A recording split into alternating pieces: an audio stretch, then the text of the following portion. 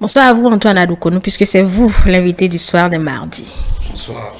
Merci de nous rejoindre. Nous parlons du code électoral. Ce texte, au-delà des articles et des chiffres, est le miroir des ambitions et des transformations de notre système politique. Le Bénin a connu ces dernières années, mesdames et messieurs, une réforme majeure de son système partisan, vous le savez, une transformation profonde pensée pour rationaliser et assainir notre paysage politique. Mais quel est le lien exact entre cette réforme ambitieuse et le code électoral? Est-ce une simple coïncidence ou une connexion organique et nécessaire? C'est ce que nous allons essayer de faire ce soir avec Antoine Adoukonou. Alors, Antoine Adoukonou, voici la première question. Nous avons tous en tête la réforme du système partisan, souvent saluée par son ambition de rationalisation. Comment expliquez-vous le lien intrinsèque ou le lien organique, si je puis le dire, entre cette réforme des partis et le code électoral tel que nous le connaissons aujourd'hui au Bénin? En clair, en quoi ce code est-il devenu le bras armé ou le prolongement naturel de cette réforme? Merci beaucoup. Je suis très content de votre introduction, puisque vous avez su dire qu'au-delà des chiffres, il faut une perception autre que les chiffres. Et je pense que c'est la réalité même. Je suis un peu étonné quand de grandes personnalités aborde la question du code électoral, ne serait-ce que sur son aspect statistique, mathématique, chiffré, sans pouvoir quand même montrer que ces chiffres ont une histoire et envisagent un futur pour notre arène politique. Je le dis d'autant plus que, en tant que financier, en tant que praticien des chiffres, les chiffres en eux-mêmes n'expriment pas grand-chose. C'est quand on les met en contexte, quand on essaye de les mettre autour des paramètres qui sont les leurs, que leur analyse nous renvoie à la réalité. Ça, c'est de façon générale. Et donc, il ne servirait à rien de prendre les chiffres du code électoral sans quand même essayer de voir d'où on a quitté et où on va. Je prends un exemple très simple, par exemple lié au parrainage, où en dehors de toute réalité, vous verrez sur les forums où on dit, bon, quelqu'un est venu dire que le parrainage au Sénégal c'est 1%, en Côte d'Ivoire c'est 1%, et pourquoi au Bénin c'est 15%? Vous voyez, quand on prend seulement les chiffres comme ça, on embrouille tout le monde. Alors que ce n'est pas la même réalité qu'expriment les chiffres. Et quelle est cette philosophie justement que veulent traduire au Sénégal, par exemple, c'est 1% du fichier électoral, du corps électoral. Pareil en Côte d'Ivoire. Ça veut dire que je veux prendre 1 million, peut-être 1% de 20 millions d'électeurs. Alors que ici, le corps du parrainage, c'est seulement 109 députés plus 77 maires. Donc, quand on parle de 15% et qu'on n'ajoute pas le corps du parrainage, le nombre dont on extrait 15% et 1%, pour quelqu'un qui n'a pas ces informations, il va crier pour dire, mais pourquoi au Sénégal c'est 1% et au Bénin c'est 15%? Je fais cette illustration pour montrer que quand on a les chiffres, il faut essayer de voir tous les éléments qui sont autour. Vous voyez, quand nous parlons du code électoral, et je pense que ces chiffres que vous voyez, toute proportion gardée, parce que je ne dis pas que c'est un texte immuable, puisque c'est une loi, elle est susceptible de perspection comme toute autre loi. Mais, en dehors de tout cela, Et il faut comprendre les choses pour que même en voulant corriger demain ces chiffres, on ne corrige pas mal. Parce que vous savez que les faits politiques constituent en fait l'évaluation du système. Et c'est ça qui nous échappe. Pourquoi, quand les faits politiques se produisent, ces faits génèrent forcément des mutations et de nouveaux comportements. Quand vous prenez la question de la réforme du système partisan, après la conférence nationale, ou bien pendant la conférence nationale, on a fait l'option du multipartisme intégral. Mais ce n'est pas fait sans un fait politique précédent. Parce que nous venons de quitter un régime dictatorial où nous avons vécu un parti unique qu'on appelle le PRPB. Un parti unique. Et certainement traumatisé par cette période, le constituant de 90 a estimé que maintenant en démocratie, il faut quitter un parti pour plusieurs partis sans limite même. Et vous voyez déjà la conférence nationale, certains ont commencé par dire, est-ce que tel que nous avons ouvert, est-ce qu'il ne faut pas mettre quelques limites? Ça fait que, après la conférence nationale, les premières chartes que nous avons eues, c'est 3 membres fondateurs par département qu'il faut simplement pour créer un parti politique.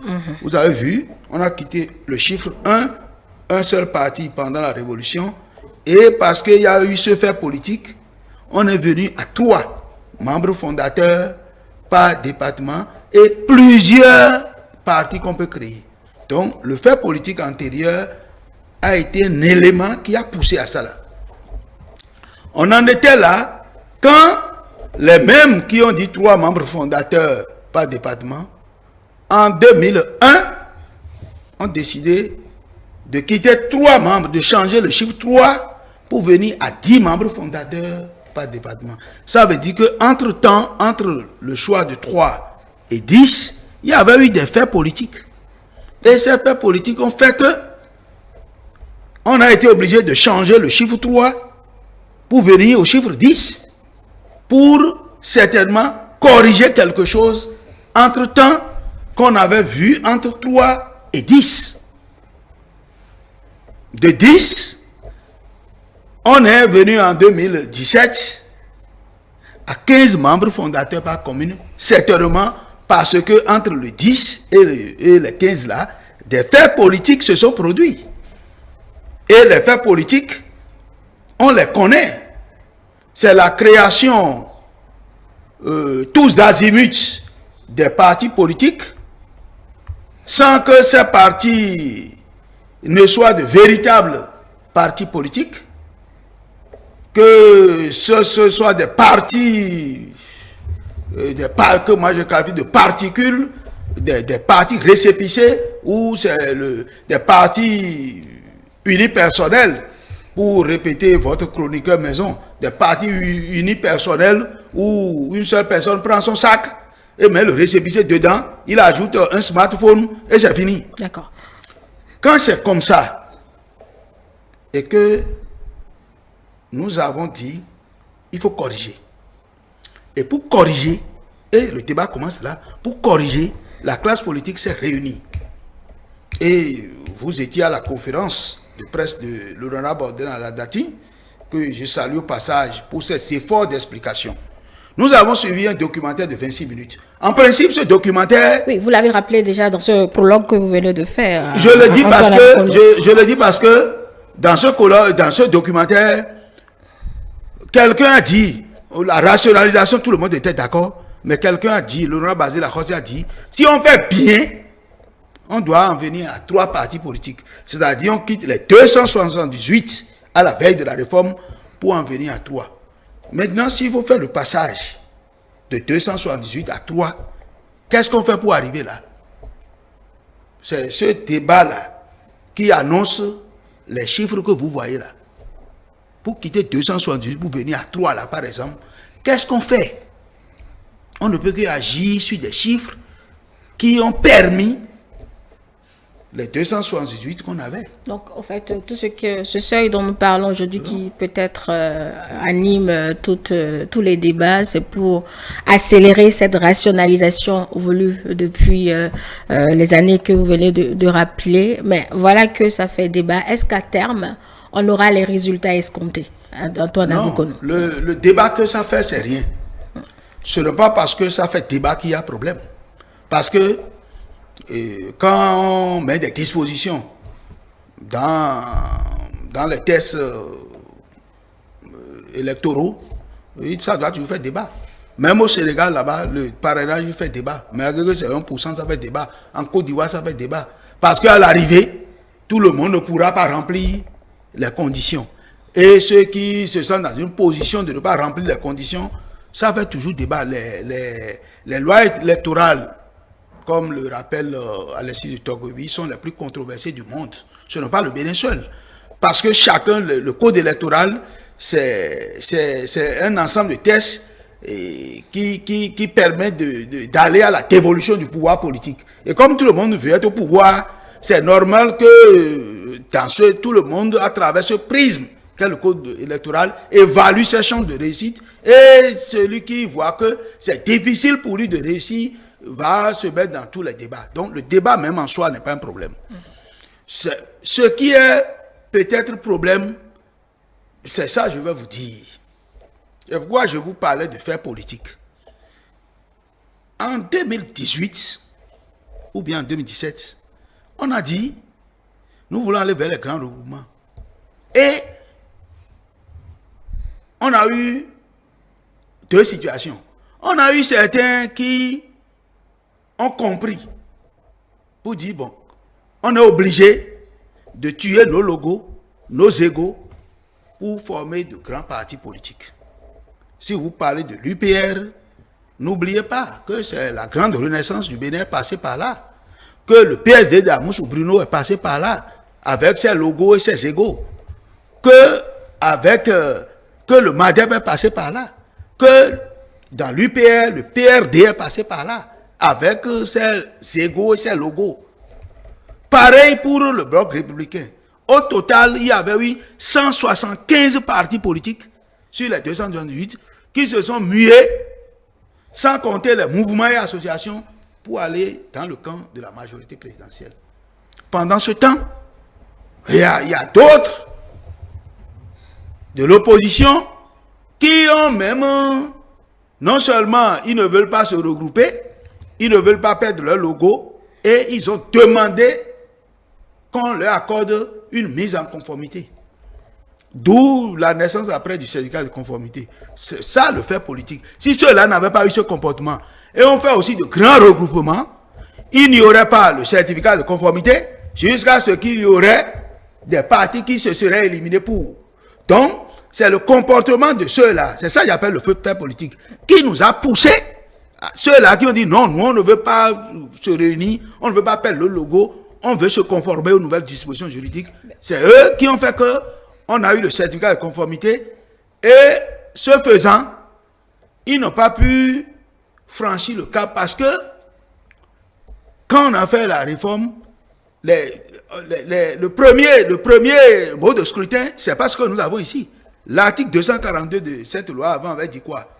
Il faut qu'on ait 10% au plan national, mais sans que le nombre de partis éligibles ne soit inférieur à 4.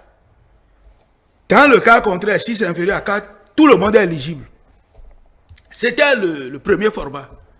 Vous voyez? Parce qu'au moment où les gens faisaient cette loi-là, ils ne savaient pas que ceux-là allaient se comporter comme ça. Donc, ils ont vu que tout le monde a pratiquement les mêmes chances. Ils ont mis des dispositions qui permettent à tout grand regroupement d'accéder au partage des sièges, sans savoir que les autres vont avoir ce comportement. Et dès que ceux-là ont eu ce comportement-là, et que les autres se sont échinés à tuer leur logo, et à leur ego, à faire de grands regroupements, si vous êtes à leur place là, vous allez mettre après des dispositions qui permettent aux récidivistes de venir les concurrencer. Vous pouvez faire ça? Moi, je ne veux pas répondre. Non, même si vous n'êtes pas politicien là, si vous êtes à la place des autres, Parce que vous êtes échiné à faire le grand regroupement et à avoir la manche. C'est ça, hein? Dès que les autres ont eu la majorité, tous les problèmes ont commencé par là. On connaît le seuil électoral, Antoine Adoukono, vous venez de le rappeler, certains ont décidé de se mettre ensemble, d'autres... Malgré eux, il faut compléter ça, malgré eux. C'est ça qui est le problème. Jusque-là, ne sont pas encore, en tout cas, dans un creuset officiel, pour des raisons ou pour d'autres. La question, présidente, je vous la repose puisque vous n'y avez pas répondu. Puisque le seuil électoral est connu et qui force à une certaine rationalisation du paysage politique, en tout cas des formations politiques, et que certains se refusent à ce regroupement, est-ce qu'à terme, l'objectif de cette initiative sera atteint? Bon, cette question, maintenant je vous comprends. C'est vrai que ça peut poser quelques problèmes, éventuellement. Parce que il peut arriver que quelqu'un raflé dans 23 circonscriptions électorales, et parce que dans une seule circonscription électorale, il n'a pas pu réunir les 20%, qu'il n'ait pas de siège au Parlement. Et certainement, c'est en voulant atténuer cela que le législateur a pensé à l'accord parlementaire pour exprimer que certainement, quand cette difficulté va survenir,